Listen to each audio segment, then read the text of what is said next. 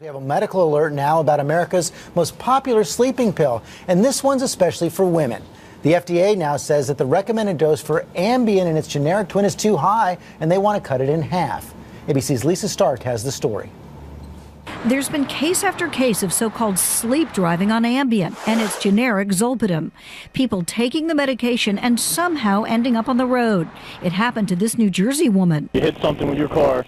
You can barely stand. And more recently to Carrie Kennedy, the daughter of Robert Kennedy. I remember getting on the highway and then I have no memory. There are also reports of sleep eating, even sleep sex. I found out what can happen when you take the medication and get behind the wheel, testing my reaction in a simulator after 30 minutes. Am I on the wrong side of the road? 90 minutes. Like totally fell asleep for a second. And 4 hours after taking Ambein.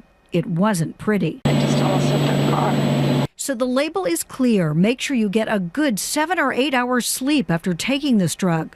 But now studies show for some people, even after 8 hours, enough of the drug is still in their system to leave them impaired, increasing the risk of a car accident.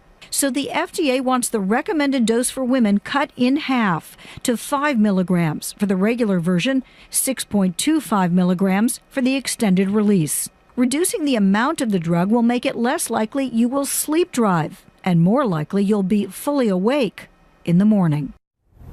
Now, one women's health expert says this change is long overdue, but Sanofi, the drug company that developed Ambein, says it stands by its safety. And as for men, well, the FDA says they ought to think about cutting their dosage as well. George? Boy, we were just talking about everybody's had this reaction to the Ambein. I know. I always cut mine in half anyway, so that's good news to know that that's about the right dose.